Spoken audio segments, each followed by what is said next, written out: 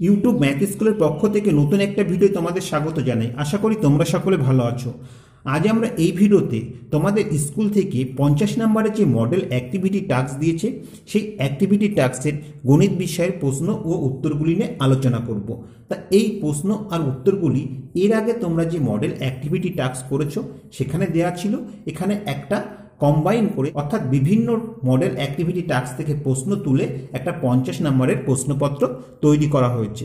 তো চলো আমরা সেই প্রশ্নপত্রের সমাধানগুলি দেখে নিই। দেখো এখানে কি বলা আছে যে নিচের প্রশ্নগুলির উত্তর লেখো। এক জায়গায় আছে বহুমুখী উত্তরধর্মী প্রশ্ন, একে আছে বাস্তব সহযুক্ত একচল বিশিষ্ট দ্বিঘাত সমীকরণটি হলো এই চারটি অপশনের মধ্যে কোনটি হবে আমাদের দেখাতে হবে। সেটি দেখার জন্য আমরা কি করব, যে অপশানগুলি দেওয়া আছে সেই অপশানগুলিকে একটু ভাঙিয়ে নেব। ভাঙানো বলতে কি বন্ধুরা, এই গুণ করে দেওয়া। ঠিক আছে, এখানে দেখো 1 নম্বর অপশানে যেটি ছিল সেটি আমরা গুণ করে দিয়েছি। গুণ করে আমরা কি পাচ্ছি, চলরাশি x এর সর্বোচ্চ ঘাত 3, অর্থাৎ এটি দ্বিঘাত সমীকরণ। বি দাগের ক্ষেত্রে দেখো অপশান বিতে যেটি ছিল সেটি গুণ করে আমরা কি পেয়েছি, চলরাশি x এর সর্বোচ্চ ঘাত 4 পেয়েছি, অর্থাৎ এটিও দ্বিঘাত সমীকরণ নয়।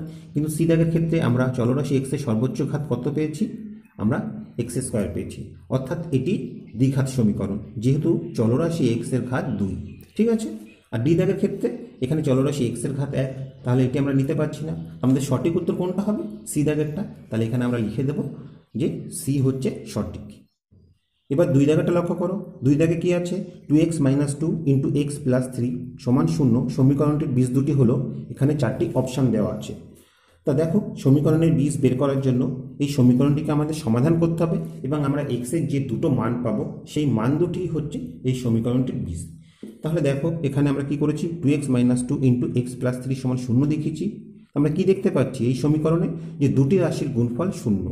সেটি কখন সম্ভব হয়, যদি এই রাশি দুটির প্রত্যেকে 0 হয়, অথবা এটি 0 হলো এটি 0 নয়, সেক্ষেত্রে তাদের গুণফল 0 হবে, অথবা এটি 0 নয় এবং এটি 0, তাদের গুণফলও 0 হবে। অর্থাৎ এদের দুটোর মধ্যে যে কোনো একটি 0 হতে হবে অথবা দুটোই 0 হতে হবে। তাই আমরা এখানে লিখে নিয়েছি, দেখো 2x - 2 = 0 অথবা x + 3 = 0। তাহলে এটি সমাধান করলে কি পাচ্ছি, 2x = 2, x = 2/2, অতএব x = 1। আর এক্ষেত্রে আমরা কি পাচ্ছি, x = -3। তাহলে এক্ষেত্রে আমরা x এর দুটি মান পেলাম, সেটি কি 1 এবং -3। তাহলে সহজেই আমরা বলতে পারি সমীকরণের বীজ দুটি হচ্ছে 1 - 3। এইটি আমরা কোন অপশানে দেখতে পাচ্ছি, সি অপশানে দেখতে পাচ্ছি। তাই এখানে আমরা করে দিচ্ছি অপশান সি হচ্ছে সঠিক। কেমন, আশা করি অঙ্কটি তোমরা বুঝতে পেরেছ।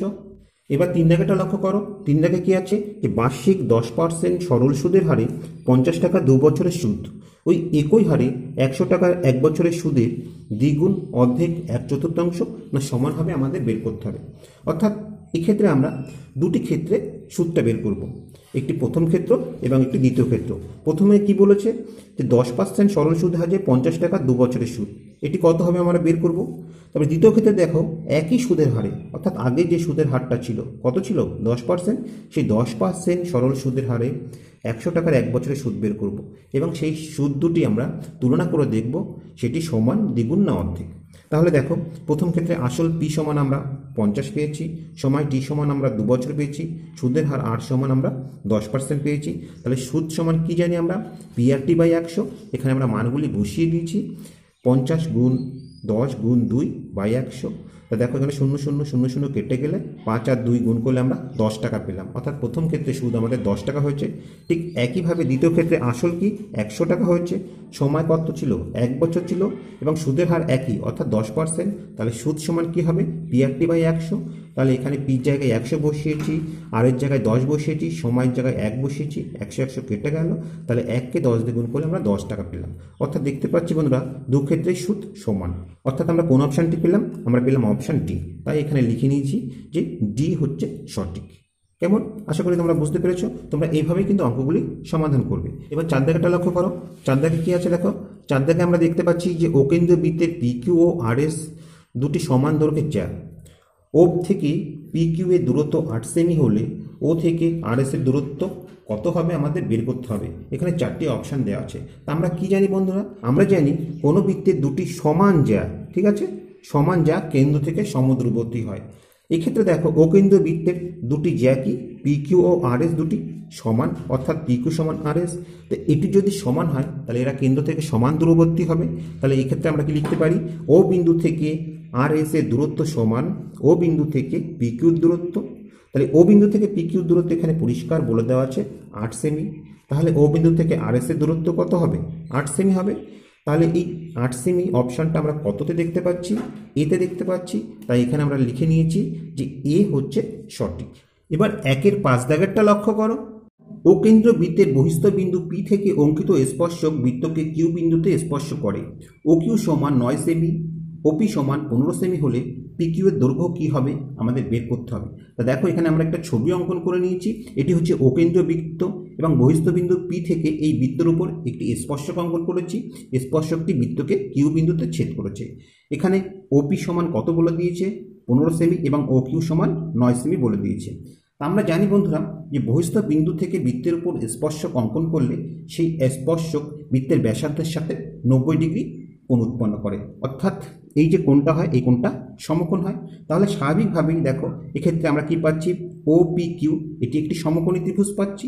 তাই আমরা লিখে নিয়েছি দেখো যে সমকোণী ত্রিভুজ ও পি কিউ থেকে পাই আমরা কি জানি, সমকোণের বিপরীত বাহু হচ্ছে অতিভুজ, অর্থাৎ অতিভুজ স্কয়ার সমান ভূমি স্কয়ার যোগ লম্ব স্কয়ার। এক্ষেত্রে তোমরা পি কিউ এবং ওপি এই দুটোর মধ্যে যে কোনো একটিকে ভূমি এবং যে কোনো একটিকে তোমরা লম্ব ধরতে পারো। তো এটি আমরা কি থেকে পাই, আমরা পিথাগোরাস সূত্র থেকে পাই। এখানে আমরা লিখে নিয়েছি। তাহলে দেখো এখানে আমাদের পি কিউর মান বের করতে হবে। তাহলে পি কিউকে রেখে দিয়েছি আর এই ও কিউকে সমান্তরাল এই পাশে নিয়ে এসেছি। তাহলে এই পাশে নিয়ে আসলে কী হয়ে যাবে, বিয়োগ হয়ে যাবে। তাই এখানে আমরা লিখেছি পি কিউ স্কয়ার সমান ওপি স্কয়ার বিয়োগ ও কিউ স্কয়ার। অতএব পি কিউ সমান কী হবে, এই দুটির বর্গমূল। তাই আমরা এখানে রুট চিহ্ন দিয়ে দিয়েছি। এবং দেখো এখানে আমরা ওপির মান কত ছিল, ওপির মান ছিল 15 সেমি, বসিয়ে দিয়েছি। ওকিউর মান কত ছিল, 9 সেমি, বসিয়ে দিয়েছি। অতএব পি কিউ সমান পেলাম √15 স্কয়ার মাইনাস 9 স্কয়ার এত সেমি। তা এইটা আমরা কোন অপশানে দেখতে পাচ্ছি, আমরা অপশান বিতে দেখতে পাচ্ছি। অতএব এখানে আমরা লিখে নিয়েছি যে বি হচ্ছে সঠিক উত্তর। আশা করি অঙ্কটি তোমরা বুঝতে পেরেছ। এবার 1-এর 6 দাগেরটা দেখো। 1-এর 6 দাগে আছে যে দুটি নিরেট গোলকের বক্রতলের ক্ষেত্রফলের অনুপাত 25:16 হলে তাদের আয়তনের অনুপাত কি হবে আমাদের বের করতে হবে। তা দেখো বন্ধুরা, গোলকের ক্ষেত্রফল বা আয়তন যাই হোক বের করতে গেলে আমাদের তাদের ব্যাসার্ধ দরকার হয়। সেই কারণে আমরা এখানে তাদের ব্যাসার্ধটা ধরে নিয়েছি। আমরা ধরে নিয়েছি গোলক দুটির ব্যাসার্ধ হচ্ছে R1, অর্থাৎ প্রথম গোলকের ব্যাসার্ধ R1 এবং দ্বিতীয় গোলকের ব্যাসার্ধ R2। অতএব নিরেট গোলক দুটির বক্রতলের ক্ষেত্রফল কি হবে, প্রথমটির ক্ষেত্রফল হবে, আমরা সূত্র কি জানি, বক্রতলের ক্ষেত্রফলের সূত্র 4πr স্কয়ার। এখানে আর এর জায়গায় R1 স্কয়ার বসিয়েছি, এত বর্গ একক। এবং দ্বিতীয়টির বক্রতলের ক্ষেত্রফল কি হবে, 4πr2 স্কয়ার, এত বর্গ একক। তা এই দুটির অনুপাত সমান কত বলে দিয়েছে, 25:16। তাহলে আমরা এখানে বসিয়ে দিয়েছি। অতএব প্রথমটির আয়তন 4πr1 স্কয়ার বাই দ্বিতীয়টির আয়তন 4πr2 স্কয়ার সমান 25/16।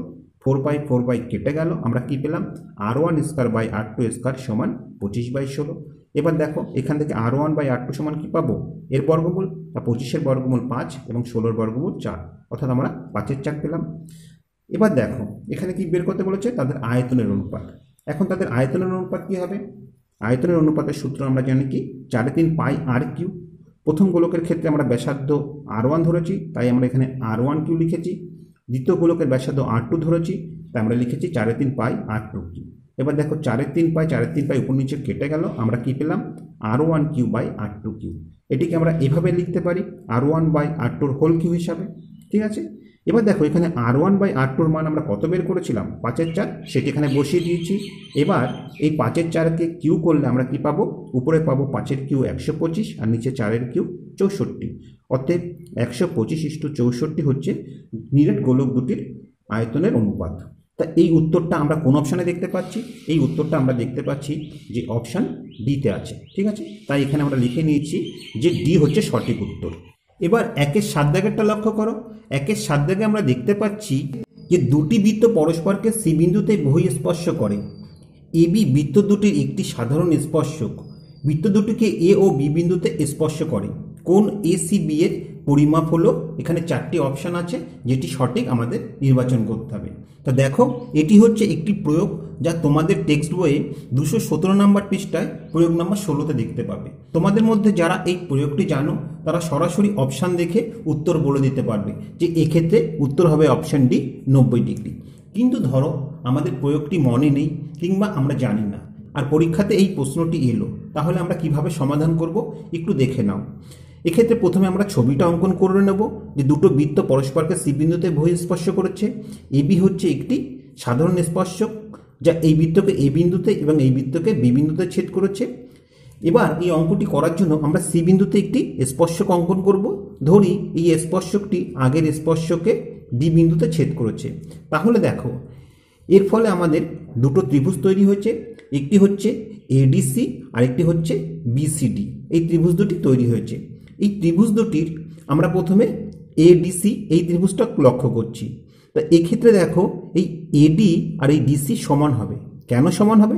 আমরা জানি কোনো বহিস্থ বিন্দু, এক্ষেত্রে দেখো বহিস্থ বিন্দু ডি, বহিস্থ বিন্দু থেকে বৃত্তের উপর স্পর্শক অঙ্কন করলে স্পর্শক দুটি দৈর্ঘ্য সমান হয়। তাহলে এক্ষেত্রে ডি বিন্দু থেকে ডিএ আর এক্ষেত্রে ডিসি স্পর্শক অঙ্কন করা হয়েছে, তাই এই স্পর্শক দুটি সমান হবে। অতএব আমরা লিখতে পারি এডি সমান ডিসি।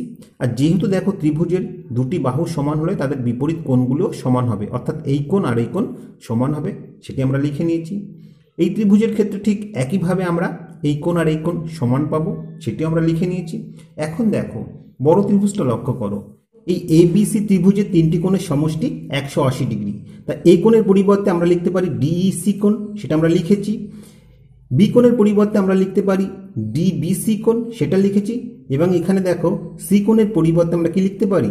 সি কোণ হচ্ছে দুটি কোণের সমষ্টি, একটি হচ্ছে ডিসিএ যেটা আমরা এখানে লিখেছি, আর একটি হচ্ছে ডিসিবি। কেমন? এবার দেখো আমরা এসিবি অর্থাৎ এই কোণের মান বের করব। এই কোণ হচ্ছে ডিসিএ আর ডিসিবি কোণের সমষ্টি। তাহলে এক্ষেত্রে আমাদের ডিএসি কোণটা লাগছে না, তাই আমরা ডিএসি কোণটা পরিবর্তন করব। করে আমরা কি লিখতে পারি? ডিএসির পরিবর্তে আমরা ডিসিএ কোণ, তাই এখানে আমরা ডিসিএ কোণ রেখেছি। আর দেখো এক্ষেত্রে ডিবিসি কোণ, এটাও আমাদের লাগছে না, আমাদের লাগবে কি? ডিসিবি কোণ। তাহলে আমরা ডিবিসি কোণের পরিবর্তে ডিসিবি কোণ লিখলাম। তাই এখানে দেখো দুটো ডিসিএ কোণ পেলাম এবং দুটো ডিসিবি কোণ পেলাম।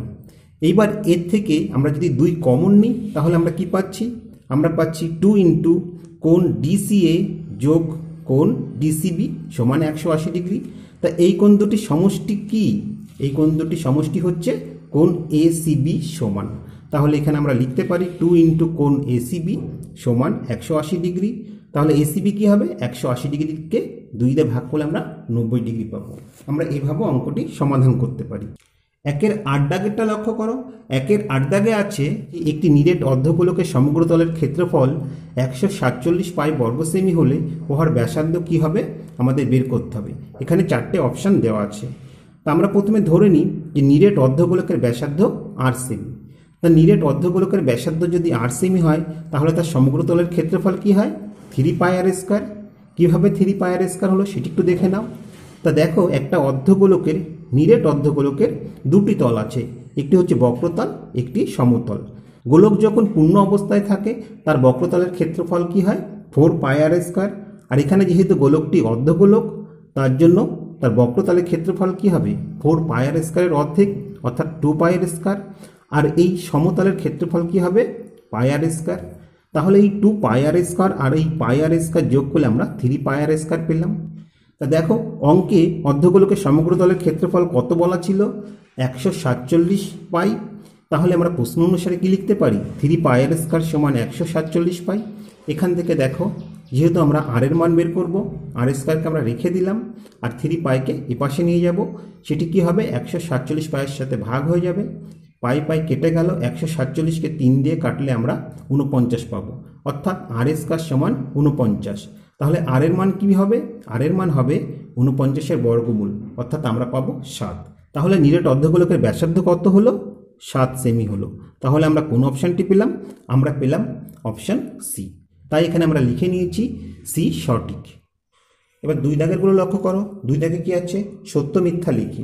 2-এর 1-এ দেখো, একটি ঘনকের প্রতিটি ধারের দৈর্ঘ্য অর্ধেক করা হলে ঘনকটির আয়তন প্রথম ঘনকের আয়তনের 1/8 অংশ হবে। তাহলে চলো আমরা একটু যাচাই করে দেখি। তো আমরা প্রথমে ধরে নিয়েছি ঘনকের প্রতিটি ধারের দৈর্ঘ্য a একক, তাহলে ঘনকের আয়তন কি হবে? বাহু কিউ, অর্থাৎ a কিউ ঘন একক। এবার পরে কি হচ্ছে? ঘনকের বাহুর দৈর্ঘ্য অর্ধেক হয়ে যাচ্ছে, অর্থাৎ a/2 হয়ে যাচ্ছে। তাহলে এক্ষেত্রে তার আয়তন কি হবে? এটার কিউ, a/2 এর কিউ করলে আমরা কি পাবো? a3/8। এটিকে একটু ভাঙিয়ে লিখেছি, a কিউটাকে আমরা আলাদা করে দিয়েছি আর নিচের 8টাকে 1/8 এই হিসাবে করেছি। তাহলে দেখো বন্ধুরা, প্রথম ক্ষেত্রে আয়তন কি ছিল? a Q. দ্বিতীয় ক্ষেত্রে আমরা কি পাচ্ছি? a কিউ ইন্টু 1/8, অর্থাৎ প্রথমে আয়তনের 1/8 অংশ। তাহলে যে উপরে বিবৃতিটি দেওয়া আছে সেই বিবৃতিটি সম্পূর্ণ সত্য, সেই জন্য আমরা এখানে লিখে নিয়েছি যে প্রদত্ত বিবৃতিটি সত্য। কেমন? এবার 2 দাগেটা লক্ষ্য করো। 2 দাগে কি আছে? a/2 সমান b/3 সমান c/4 হলে a:b:c সমান 4:3:2 হবে। তা দেখো আমরা এটা কিভাবে সমাধান করেছি। আমরা a/2 সমান b/3 সমান c/4 কে আমরা কে ধরে নিয়েছি। তাহলে আমরা এখান থেকে লিখতে পারি কি? a/2 সমান কে, সেখান থেকে আমরা এর মান 2 কে পেয়েছি। b/3 সমান কে, যেহেতু আমরা প্রত্যেকটি সমান ধরেছি কে, তাহলে b/3 সমান কে, অতএব b সমান আমরা 3 কে পেয়েছি, c সমান আমরা 4 কে পেয়েছি। কারণ আমাদের কি বের করতে বলেছে? a:b:c। তাহলে সেখানে আমরা a, b আর c এর মানগুলো বসিয়ে দিয়েছি। আমরা অনুপাতটা কত পেয়েছি? 2:3:4। কিন্তু অঙ্কে কি বলা আছে? 4:3:2, অর্থাৎ এই উল্টোটা আছে। তাহলে যে বিবৃতিটি দেওয়া আছে সেই বিবৃতিটি মিথ্যা হবে। তাই এখানে আমরা লিখে নিয়েছি অতএব প্রদত্ত বিবৃতিটি মিথ্যা। এবার 3 দাগেরটা লক্ষ্য করো। 3 দাগে কি আছে? যে আসল p টাকা এবং বার্ষিক চক্রবৃদ্ধি সুদের হার r% হলে দ্বিতীয় বছরের মূলধন PR/100 হবে। তা দেখো আমরা চক্রবৃদ্ধি সুদের ক্ষেত্রে কি জানি? প্রতি বছর যে সুদটা পায় সেই সুদটা আসলের সঙ্গে যোগ হয় চক্রবৃদ্ধির ক্ষেত্রে, যেটি সরল সুদের ক্ষেত্রে হয় না। এই যোগ হওয়ার ফলে চক্রবৃদ্ধি সুদের ক্ষেত্রে আসল আস্তে আস্তে কি হয়? বাড়তে থাকে, তাই না? তা প্রথম বছরের ক্ষেত্রে কি হবে? প্রথম বছরে আসল ছিল p টাকা, তার সাথে প্রথম বছরের সুদ আমাদের যোগ হবে। এখানে আমরা সুদটা প্রথম বছরের সুদ বের করে নিয়েছি সরল সুদের যে সূত্র আছে সেখান থেকে, যে i সমান PRT/100। এখানে আসল p টাকাই বলেছে, সুদের হার 8 টাকাই বলেছে, এবং যেহেতু প্রথম বছরের তাই টি আমরা 1 ধরেছি এবং নিচে দেখো 100। তাহলে এই যে PR/100 এটি হচ্ছে সুদ, সেই সুদ আমাদের যোগ করতে হবে। তাহলে দ্বিতীয় বছরের মূলধন কি হবে? এই আসলের সঙ্গে এই সুদ আমরা যোগ করব। তা দেখো এই দুটো থেকে p কমন নিলে আমরা কি পাচ্ছি? p × 1 + r/100 এত টাকা। কিন্তু অঙ্কে আমাদের কি বলেছে? যে দ্বিতীয় বছরের শেষে মূলধন কি হবে? PR/100 টাকা, অর্থাৎ সুদটাকেই বলেছে, আসলটাকে আর যোগ করেনি। তাহলে যে বিবৃতিটি আছে সেই বিবৃতিটি সম্পূর্ণ মিথ্যা। তাই এখানে আমরা লিখে নিয়েছি প্রদত্ত বিবৃতিটি মিথ্যা। আশা করি অঙ্কটি তোমরা বুঝতে পেরেছ। এই অঙ্কটি তোমরা যদি সূত্রের সাহায্যে করো, যে চক্রবৃদ্ধি হার সুদের যে সূত্র আছে, যে সমূল চক্রবৃদ্ধি a সমান p × 1 + r/100n, এই সূত্র ব্যবহার করে করতে পারো। যেহেতু দেখো বন্ধুরা এখানে আসল p আছে এবং সুদের হার r আছে, এবং সময়টা কি বলেছে? দ্বিতীয় বছরের মূলধন। তাহলে সেই সময়টা কত পাবে? 1 বছরে যা হবে সুদ আসল সেটি তো দ্বিতীয় বছরের শুরুতে মূলধন হবে। প্রথম বছরের সুদ আসলটাই হবে দ্বিতীয় বছরের মূলধন। তাহলে এখানে n এর জায়গায় আমরা কত বসাবো? n এর জায়গায় আমরা 1 বসাবো। তাহলে সেক্ষেত্রে আমরা কি পাবো? p × 1 + r/100, n এর জায়গায় 1 বসাবো, তাহলে আমরা কি পাবো? p × 1 + r/100 এত টাকা। ঠিক আছে, তোমরা এইভাবেও ভেঙে ভেঙে করতে পারো বা এরকম সূত্র ব্যবহার করেও করতে পারো। তোমাদের যেটি ইচ্ছা তোমরা সেটি করবে।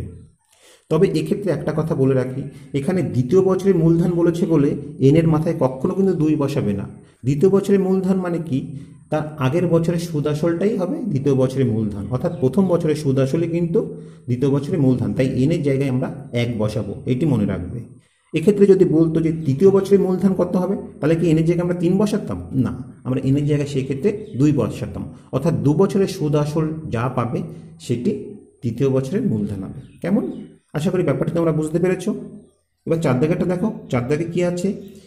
যে চিত্রে ও কেন্দ্র বিশিষ্ট বৃত্তের AB একটি ব্যাস, বৃত্তের ভেতরে কিউ একটি বিন্দু, কোণ AQB সর্বদা সূক্ষ্মকোণ হবে। তা চলো দেখে নেওয়া যাক। বা ছবিটা লক্ষ্য করো, এখানে AB হচ্ছে ব্যাস এবং P হচ্ছে পরিধির উপর অবস্থিত একটি বিন্দু। তাহলে স্বাভাবিকভাবেই দেখো এ পি বি এই যে কোণটা, এই কোণটা অর্ধবৃত্তস্থ কোণ, আর অর্ধবৃত্তস্থ কোণের মান কত ডিগ্রি? 90 ডিগ্রি। তা সেটি আমরা এখানে লিখে নিচ্ছি যে ও কেন্দ্র বৃত্তের ব্যাস হচ্ছে এবি, তাহলে কোণ এপিবি সমান 90 ডিগ্রি, যেহেতু এটি অর্ধবৃত্তস্থ কোণ। এবার দেখো বন্ধুরা, এই বৃত্তের ভিতর যে কোনো বিন্দু আমরা একটি কিউ নিয়েছি, এই কিউ বিন্দুতে উৎপন্ন কোণ এ কিউ বি, এই কোণটার মান কি হবে? এই যে এ পি বি এই কোণের থেকে কম হবে না বেশি হবে? যদি এই কোণের থেকে কম হয় তাহলে আমরা বলবো এটি সূক্ষ্ম কোণ, এই কোণ থেকে বেশি হলে আমরা বলবো স্থূল কোণ। তো দেখো এই এ ও বি এই কোণটা হচ্ছে 180 ডিগ্রি বা সরল কোণ। তা এই কোণ থেকে যত দূরে যাবে কোণের মান কিন্তু আমাদের তত কমতে থাকবে, ঠিক আছে? আর এই কোণের যত কাছে থাকবে কোণের মান কিন্তু তত বড় হবে। তা এক্ষেত্রে দেখো এই পি বিন্দু আর কিউ বিন্দুর অবস্থান থেকে আমরা পরিষ্কার বুঝতে পারছি এই পি বিন্দু কিউ বিন্দু থেকে দূরে আছে, যেহেতু এটি পরিধির উপর অবস্থিত, কিন্তু কিউ হচ্ছে পরিধির উপর অবস্থিত নয়, বৃত্তের ভেতরে অবস্থিত। তাহলে সেক্ষেত্রে এ কিউ বি এই কোণের মান সব সময় এ পি বি থেকে কিন্তু বড় হবে। তাই আমরা এখানে লিখে নিয়েছি যে বৃত্তের ভিতরে যে কোনো বিন্দু কিউ হলে উৎপন্ন কোণ এ কিউ বি সর্বদা এ পি বি অপেক্ষা বৃহত্তর হবে, অর্থাৎ A Q B greater than A P B. তা দেখো এখানে এ পি বি কোণের মান কত বলে দেওয়া আছে, বা আমরা কত বের করেছি? 90 ডিগ্রি বের করেছি, যেহেতু একটু অর্ধবৃত্তস্থ কোণ। তাহলে স্বাভাবিকভাবেই এ কিউ বি এর মান সবসময় 90 ডিগ্রি থেকে বড় হবে। তা যে কোণের মান 90 ডিগ্রি থেকে বড় সেটি কি সূক্ষ্ম কোণ হয়? সেটি হয় স্থূল কোণ। তাই আমরা এখানে লিখে নিয়েছি অতএব প্রদত্ত বিবৃতিটি মিথ্যা, এই বিবৃতিটি কখনোই সত্য হতে পারে না। ত্রিভুজ এবিসি এর বিসি বাহুর উপর ডি এমন একটি বিন্দু যে এডি লম্ব বিসি, সুতরাং ত্রিভুজ এ বিডি সদৃশ ত্রিভুজ সি এডি।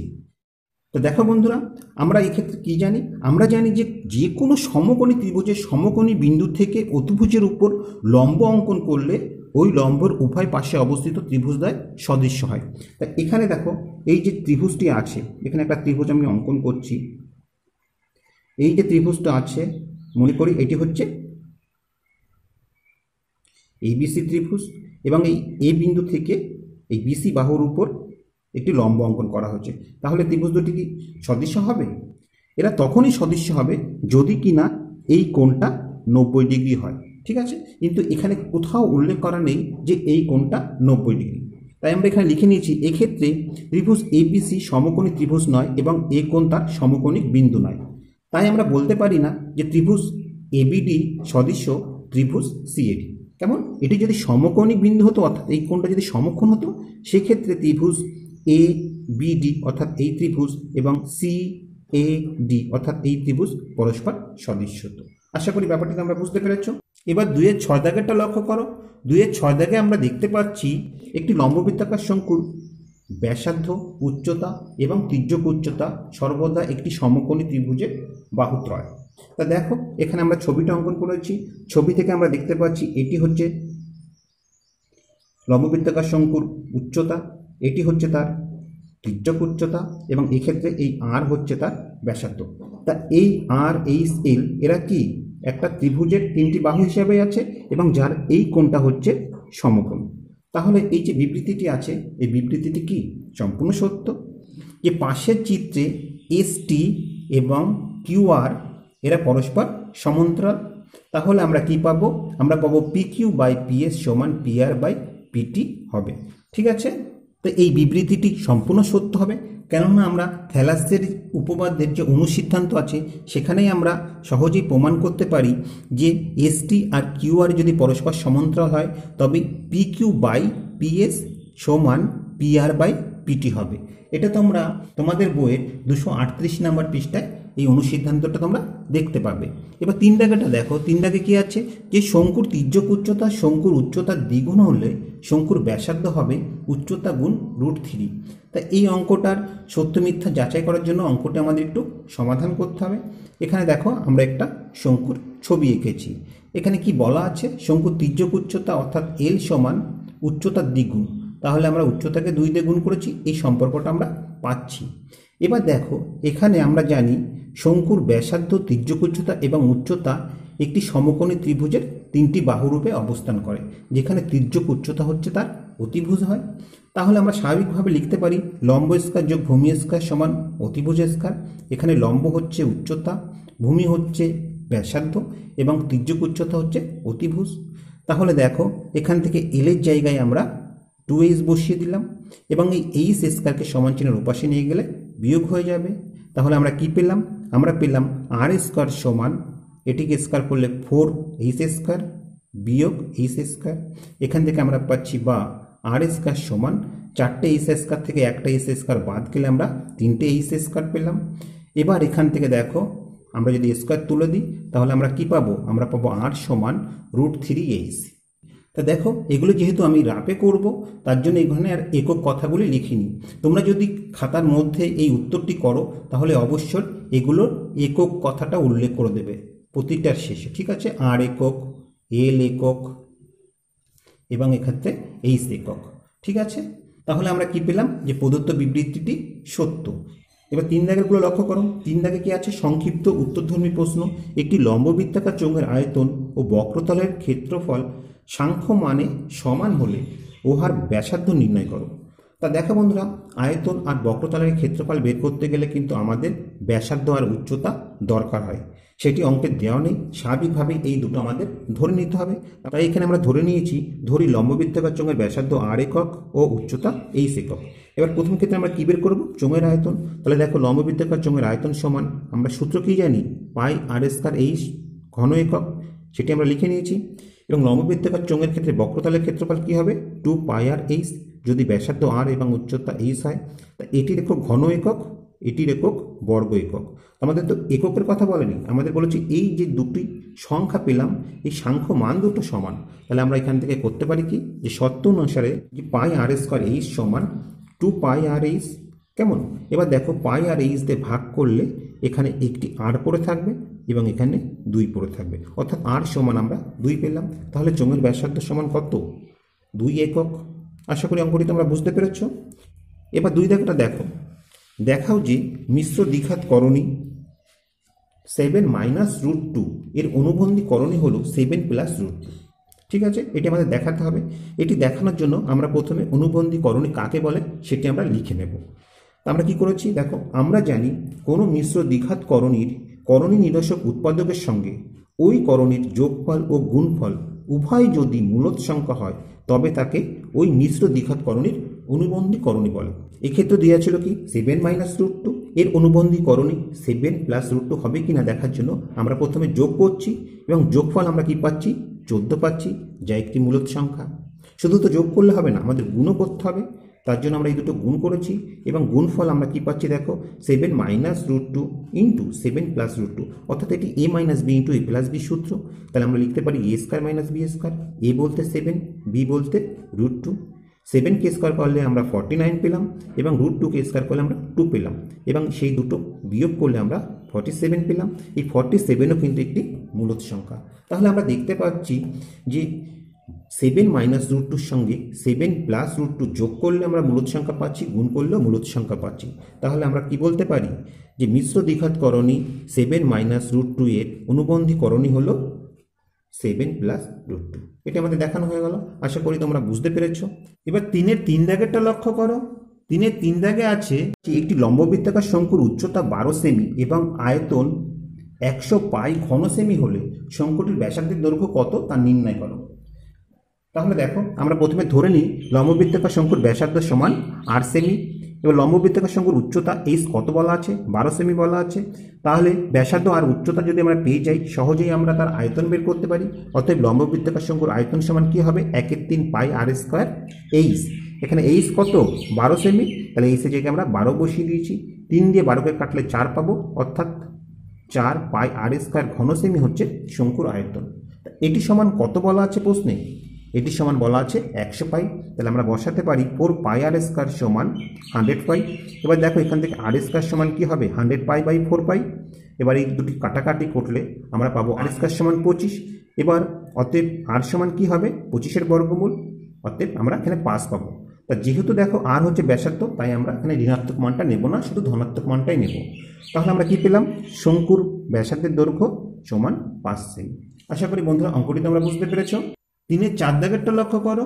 3-এর 4 দাগে আমরা দেখতে পাচ্ছি যে এক্স ভ্যারিজাস ওয়াই জেড এবং ওয়াই ভ্যারিজাস জেড এক্স হলে দেখাও যে জেড একটি অশূন্য ধ্রুবক।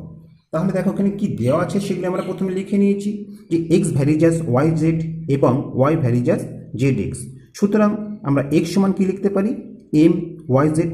এম এখানে অশূন্য ভেদ ধ্রুবক, ঠিক একইভাবে ওয়াই সমান এন জেড এক্স। এন এখানে অশূন্য ভেদ ধ্রুবক, তাই এখানে আমরা লিখে নিয়েছি এম এন অশূন্য ভেদ ধ্রুবক। এবার দেখো এই যে এক্সের জায়গায় আমরা কি করেছি, এই মানটা বসিয়ে দিয়েছি। তাহলে আমরা কি লিখতে পারি এখান থেকে, ওয়াই সমান এন জেড ছিল বসিয়ে দিয়েছি, এক্সের জায়গায় আমরা এম ওয়াই জেড বসিয়ে দিয়েছি। এবার দুই দিক থেকে দেখো ওয়াই ওয়াই কেটে গেল, তাহলে এই পাশে কী পড়ে থাকলো, 1 পড়ে থাকলো। আর এই ক্ষেত্রে দেখো এম এন আর এই জেড আর জেড, তাই না? তাহলে এম এন আর জেড গুণ করলে আমরা কি পাচ্ছি, এম এন জেড স্কোয়ার। তা যেহেতু আমরা এখানে জেডের মান বের করব, তাহলে সমীকরণটিকে একটু ঘুরিয়ে লিখেছি, এম এন জেড স্কোয়ার সমান 1, অর্থাৎ জেড স্কোয়ারকে রেখে দিলে আমরা কি পাবো, 1/mn পাবো। অতএব এখান থেকে আমরা লিখতে পারি জেড সমান √1/mn। কেমন? আর যেহেতু এখানে দেখো এম আর এন হচ্ছে অশূন্য ভেদ ধ্রুবক, অতএব এই জেডও কি হবে, জেডও একটি অশূন্য ধ্রুবক হবে। এটি তো আমাদের বের করতে বলেছিল, তা আমাদের এটি বের করা হয়ে গেছে। আশা করি তোমরা এটা বুঝতে পেরেছ। 3-এর 5 দাগেরটা লক্ষ্য করো। 3-এর 5 দাগে আছে 3 বন্ধু এ বি এবং সি একসঙ্গে কিছু মূলধন নিয়ে একটি বাস ক্রয় করেন। তারা ঠিক করেন যে মোট আয়ের 2/5 অংশ কাজের অনুপাতে 3:2:2 অনুপাতে ভাগ করে নেবেন। কোনো এক মাসে যদি 29,260 টাকা আয় হয়, তাহলে কাজের এ এর আয় বি এর আয় থেকে কত বেশি হবে। তাহলে আমরা প্রথমে কি করব, প্রথমে আমরা বের করে নেব তারা কাজের অনুপাতে কত টাকা ভাগ করে নেয়। ঠিক আছে, তা মোট আয় হয়েছে 29,260। এই মোট আয়ের কত অংশ, 2/5 অংশ হচ্ছে কাজের জন্য ভাগ করে নেয়। তাহলে আমরা এখানে প্রথমে লিখে নিয়েছি কাজের জন্য ভাগ করে নেয় 29,260 গুণ 2/5 এত টাকা। 5 দিয়ে 29,260কে কাটলে আমরা 5,852 পাবো। আর এই 5,852কে 2 দিয়ে গুণ করলে আমরা 11,704 টাকা পাবো। অর্থাৎ তারা কাজের জন্য ভাগ করে নেবে 11,704 টাকা। এবার দেখো অঙ্কে কি বলা আছে, অঙ্কে বলা আছে তারা কাজের জন্য 3:2:2 অনুপাতে ভাগ করে নেয়। তাহলে আমরা এখানে লিখে নিয়েছি এ বি এবং সি এর কাজের জন্য ভাগ হওয়া টাকার অনুপাত 3:2:2। এবার দেখো এই 11,704 টাকা থেকে এ কত টাকা পাবে। তা 11,704 টাকা থেকে এ পাবে এর আনুপাতিক ভাগহারের সমান। তাহলে মোট ছিল 11,704, তাকে এর আনুপাতিক ভাগহার দিয়ে গুণ করব। এর আনুপাতিক ভাগহার কত হচ্ছে দেখো, অনুপাতগুলোর সমষ্টি 2 আর 3 5, 5 আর 2 7, অর্থাৎ মোট 7 ভাগের মধ্যে এ আছে 3 ভাগ। তাহলে এর আনুপাতিক ভাগহার হচ্ছে 7 ভাগে 3 ভাগ। তাহলে এ কত টাকা পাবে বের করার জন্য 11,704কে 7 ভাগে 3 ভাগ দিয়ে আমরা গুণ করব। 7 দিয়ে 11,704কে কাটলে আমরা 1,672 পাবো এবং একে 3 দিয়ে গুণ করলে আমরা 5,016 টাকা পাবো এ এর টাকা। ঠিক একইভাবে দেখো 11,704 টাকা থেকে বি কত টাকা পাবে, তার জন্য 11,704কে বি এর আনুপাতিক ভাগহার দিয়ে গুণ করব। বি এর আনুপাতিক ভাগহার কত হচ্ছে দেখো, অনুপাতগুলি সমষ্টি 7। এই টোটাল 7 ভাগের মধ্যে বি এর কত ভাগ আছে, 2 ভাগ। অর্থাৎ 11,704কে আমরা 7 ভাগে 2 ভাগ দিয়ে গুণ করব। 7 দিয়ে 11,704কে কাটলে আমরা 1,672 পাবো, তাকে 2 দিয়ে গুণ করলে আমরা 3,344 টাকা পাবো বি এর টাকা। আমাদের কাছে প্রশ্ন করা হয়েছে এ এর আয় বি এর আয় থেকে কত বেশি। তাহলে এটি বের করার জন্য এ এর আয় থেকে বি এর আয় বিয়োগ করতে হবে। অতএব আমরা পরের লাইনে করেছি এ এর আয় বি এর আয় থেকে 5,016 বিয়োগ 3,344 সমান 1,672 টাকা বেশি। আশা করি অঙ্কটি তোমরা বুঝতে পেরেছ। 3-এর 6 দাগেরটা লক্ষ্য করো। 3-এর 6 দাগে আছে একটি লম্ববৃত্তাকার চোঙ এবং লম্ববৃত্তাকার শঙ্কুর ভূমিতলের ব্যাসার্ধের দৈর্ঘ্যের অনুপাত 3:4 এবং তাদের আয়তনের অনুপাত 9:8। চোঙ ও শঙ্কুর উচ্চতার অনুপাত নির্ণয় করো। তাহলে এখানে আমরা প্রথমে ধরে নিয়েছি চোঙের উচ্চতা h1 একক আর শঙ্কুর উচ্চতা h2 একক। অঙ্কে কি বলা আছে, চোঙ আর শঙ্কুর ভূমিতলের ব্যাসার্ধের দৈর্ঘ্যের অনুপাত 3:4 বলা আছে। তাহলে এখান থেকে আমরা ধরতে পারি যে চোঙের ভূমিতলের ব্যাসার্ধ কত, 3r একক। ঠিক একইভাবে শঙ্কুর ভূমিতলের ব্যাসার্ধ কি হবে, 4r একক। এবার দেখো এখানে চোঙ আর শঙ্কুর আয়তনের অনুপাত বলা আছে 9:8। তাহলে আমরা প্রশ্ন অনুসারে কি লিখতে পারি, চোঙের আয়তন বাই শঙ্কুর আয়তন সমান 9/8। তা চোঙের আয়তনের সূত্র আমরা কি জানি, পাই আর স্কোয়ার এইচ, আর বলতে এখানে কত 3r, তাহলে 3r এর স্কোয়ার ইন্টু এইচ হচ্ছে উচ্চতা। তা চোঙের উচ্চতা আমরা h1 ধরেছি, তাহলে এখানে আমরা h1 বসিয়ে দিলাম। এবার নিচে কি শঙ্কুর আয়তন, তা শঙ্কুর আয়তন আমরা জানি 1/3 পাই আর স্কোয়ার এইচ। তাহলে দেখো এখানে শঙ্কুর ক্ষেত্রে ব্যাসার্ধ কত, আমরা 4r ধরেছি, তাহলে এখানে 4r স্কোয়ার, এবং উচ্চতা কত ধরেছি আমরা শঙ্কুর h2 ধরেছি, বসিয়ে দিলাম। তাহলে এটি ক্যালকুলেশন করলে আমরা কত পাচ্ছি, দেখো 3rকে স্কোয়ার করলে আমরা 9r স্কোয়ার পাচ্ছি, তাহলে সেই 9কে আমরা আগে লিখেছি, তাহলে আমরা কি পাচ্ছি 9 পাই আর স্কোয়ার h1। আর এক্ষেত্রে দেখো 4r স্কোয়ারকে স্কোয়ার করলে আমরা 16r স্কোয়ার পাচ্ছি, তাহলে এটাকে যদি গুণ করে দিই আমরা 16/3 পাচ্ছি, আর এদিকে পাই আর স্কোয়ার h2 পাচ্ছি, এটা সমান 9/8।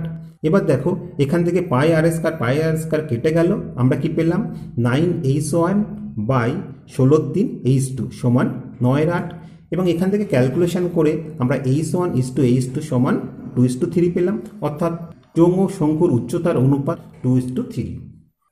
3-এর 7 দাগেরটা লক্ষ্য করো, 3-এর 7 দাগে আছে যদি y ভ্যারিজাস x3 এবং y এর বৃদ্ধি 8:27 অনুপাতে হলে x এর বৃদ্ধি কি অনুপাতে হয় তা নির্ণয় করো।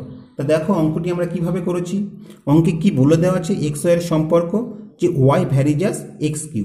তাহলে এখান থেকে আমরা কি লিখতে পারি, আমরা লিখতে পারি y সমান kx3, k যেখানে অশূন্য ভেদ ধ্রুবক। এইবার এখানে দেখো y এর বৃদ্ধির হার 8:27 বলা আছে, তাহলে আমরা ধরে নিই y যখন 8y ছিল, এখানে 8, তাহলে 8y ছিল, তখন x ছিল কি x1, এবং বৃদ্ধি পেয়ে y যখন 27y হলো তখন x হলো x2। ঠিক আছে, এইবার আমরা এই সমীকরণে y এর জায়গায় প্রথমে আমরা 8y এবং x1 বসিয়ে দিয়ে একটা সম্পর্ক পাচ্ছি, তাহলে আমরা কি পাচ্ছি দেখো 8y সমান k ইন্টু x1 কিউ, এটিকে আমরা 1 নম্বর সমীকরণ করলাম। এবং দ্বিতীয় ক্ষেত্রে দেখো y এর জায়গায় আমরা 27y বসিয়েছি এবং x এর জায়গায় আমরা x2 বসিয়েছি, আরেকটা সম্পর্ক পেয়েছি, এটিকে আমরা 2 নং সমীকরণ করলাম।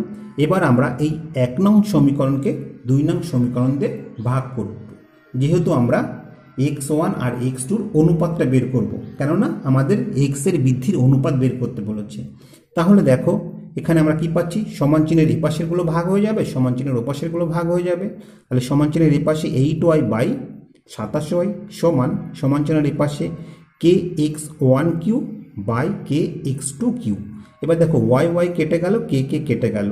ঠিক আছে, তাহলে সমীকরণটাকে যদি আমরা ঘুরিয়ে লিখি, অর্থাৎ এই এক্সগুলোকে যদি আমরা আগে রাখি, তাহলে আমরা লিখতে পারি x1 Q by x2 Q সমান কি হচ্ছে 8/27।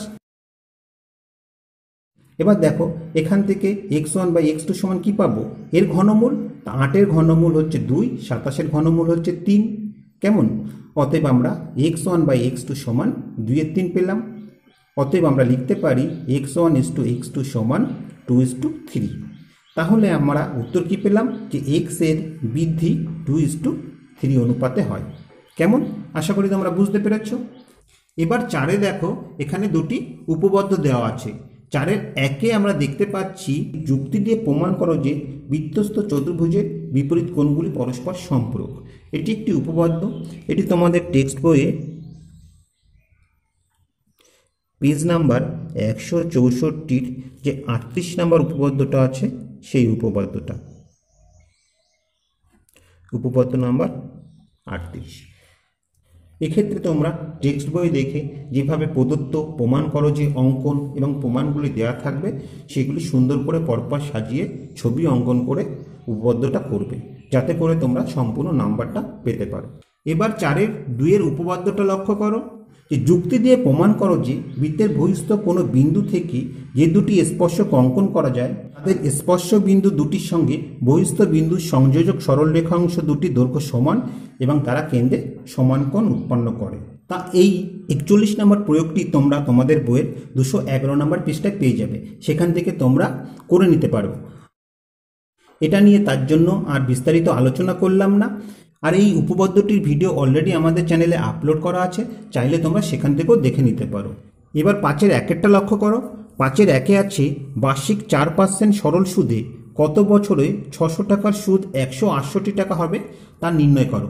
তাই এখানে যেগুলি দেওয়া আছে সেগুলি আমরা বসিয়ে নিয়েছি। প্রথমে দেখো আসল পি সমান কত দেওয়া আছে, 600 টাকা আমরা লিখে নিয়েছি। বার্ষিক সুদের আর সমান 4%, সরল সুদ আই সমান 168 টাকা। আমাদের বের করতে হবে কত বছর অর্থাৎ সময় সমান টি এর মান বের করতে হবে। তা সরল সুদের ক্ষেত্রে আমরা কি জানি, আমরা জানি আই সমান পিআরটি বাই 100। এবার এখানে আয়ের জায়গায় 168, পি অর্থাৎ আসলের জায়গায় 600 এবং সুদের হার আর এর জায়গায় 4 বসিয়ে দিয়েছি। আমরা টি এর মান বের করব। এবার দেখো এখান থেকে আমরা কোনাকুনি গুণ করে দিচ্ছি। তা যেহেতু আমরা টি এর মান বের করব, এই অংশটাকে আমরা এপাশে রাখছি। তা দেখো 600কে 4 দিয়ে গুণ করলে আমরা পাবো 2400 সমান কি হবে 168 গুণ 100। এখান থেকে আমরা পাচ্ছি টি সমান 168 গুণ 100 বাই 2400। 0 0 কেটে গেল, 24 দিয়ে 168কে কাটলে আমরা 7 পাবো।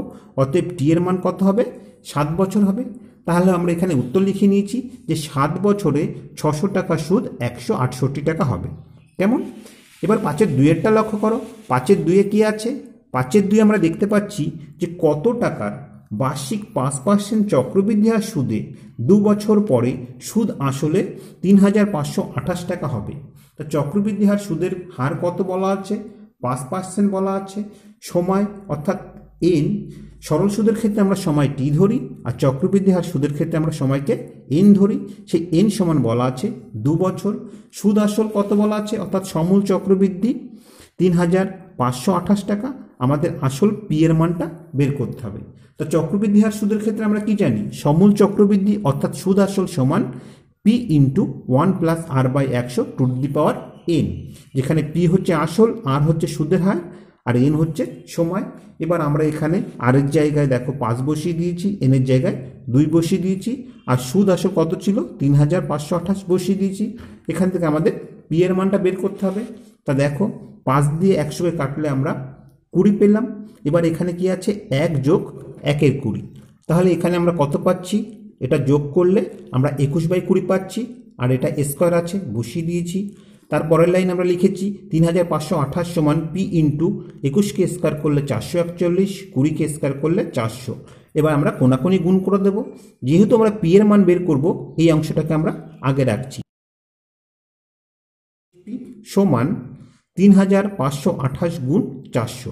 এখান থেকে আমরা পাচ্ছি পি সমান 3528 গুণ 400 বাই 441। তা দেখো 3528কে 441 দিয়ে কাটলে আমরা 8 পাবো। 8 দিয়ে 400কে গুণ করলে 4 3200। ঠিক আছে, অর্থাৎ আসল কত 3200 টাকা। তাহলে আমাদের উত্তর লিখে নিতে হবে যে 3200 টাকায় বার্ষিক 5% চক্রবৃদ্ধি সুদে 2 বছর পরে সুদ আসলে 3528 টাকা হবে।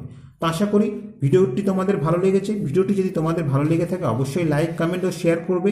আর এই চ্যানেলে তোমরা যদি নতুন হয়ে থাকো তা প্লিজ সাবস্ক্রাইব করে নেবে, তার পাশাপাশি বেল বাটনটি ক্লিক করবে, কারণ আমরা যখনই কোনো নতুন ভিডিও আপলোড করব তার নোটিফিকেশানটা তোমরা সঙ্গে সঙ্গে পেয়ে যাবে।